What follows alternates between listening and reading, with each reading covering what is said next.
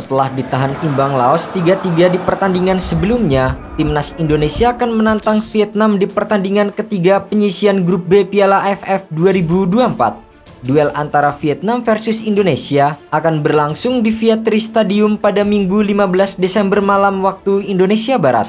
Kedua tim memang sama-sama menjadi yang diunggulkan di grup B Piala AFF 2024. Namun, dengan skuad yang lebih matang, The Golden Star jauh lebih diunggulkan karena punya banyak keunggulan. Selain diperkuat pemain-pemain yang berpengalaman dan senior, anak asuh Kim Sang-sik tersebut juga punya waktu istirahat yang lebih panjang. Setelah menang 4-1 atas Laos di pertandingan pertama, Vietnam baru akan bermain lagi melawan Indonesia. Sementara timnas Indonesia akan memainkan pertandingan ketiga mereka secara home dan away dalam satu pekan.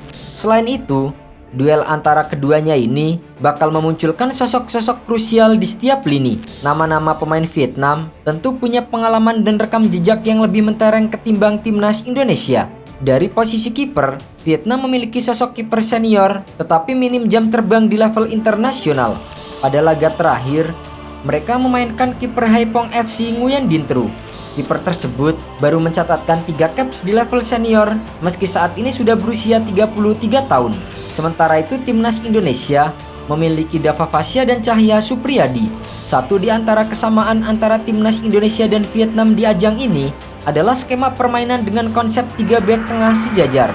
Pada laga terakhirnya, kedua tim sama-sama menggunakan formasi 3 bek. 3 pemain yang paling berpeluang diturunkan Sintayong untuk memainkan posisi ini adalah Muhammad Ferrari, Kadek Arel, serta Doni Tripamungkas. Ketiganya sempat tampil menawan ketika menghadapi Myanmar. Sementara itu, 3 pemain bertahan yang bakal menjadi tembok kokoh di lini pertahanan The Golden Star adalah Bui Tien Dung, Do Duiman, serta Nguyen Tan Chung. Di posisi gelandang akan menjadi area yang sulit dimenangkan timnas Indonesia saat menghadapi tim sekelas Vietnam. Dari segi usia dan pengalaman, pemain skuad Garuda masih sangat terbatas. Golden Star punya pemain-pemain seperti Nguyen Huang Duc hingga Nguyen Quang Hai yang bakal menjadi sosok kunci di sektor ini.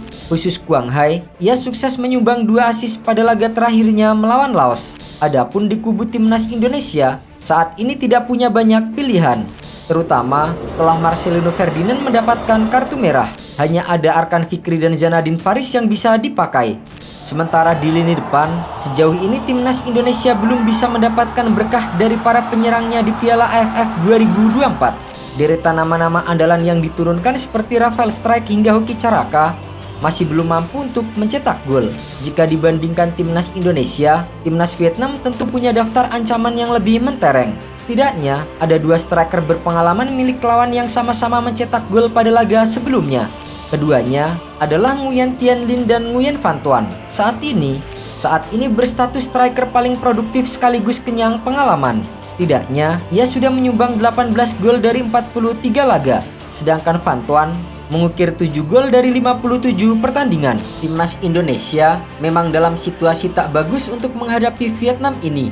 Pasalnya, tim asuhan Sintayong ini dilanda kekalahan karena 7 hari mereka menjalani 3 pertandingan sekaligus. Meski begitu, bukan tak mungkin timnas Indonesia bakal menyajikan perlawanan terbaik mereka. Untuk itu, dalam laga melawan Vietnam ini, Sintayong bakal menerapkan skema formasi andalannya yaitu 3-4-3. Di posisi penjaga gawang dalam laga melawan Vietnam ini, Sintayong diyakini bakal kembali menurunkan Cahya Supriyadi.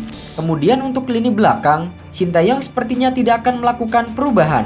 Nama Muhammad Ferrari, Kadek Arel, dan Doni Tripamungkas diprediksi akan mengisi lini bertahan Indonesia. Ketiga pemain ini akan dibantu oleh Pratama Arhan dan Asnawi Mangkualam. Setelah itu, untuk 2 slot gelandang, Sintayong diyakini bakal menurunkan Zanadin Faris dan Rivaldo Pakpahan.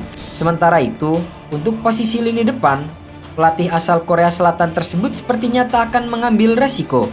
Ia bakal tetap menurunkan pemain agresif yaitu Rafael Strike yang selalu menjadi andalannya. Kemudian untuk 2 pemain yang akan membantu Rafa, yaitu Hoki Caraka dan Arkan Kaka.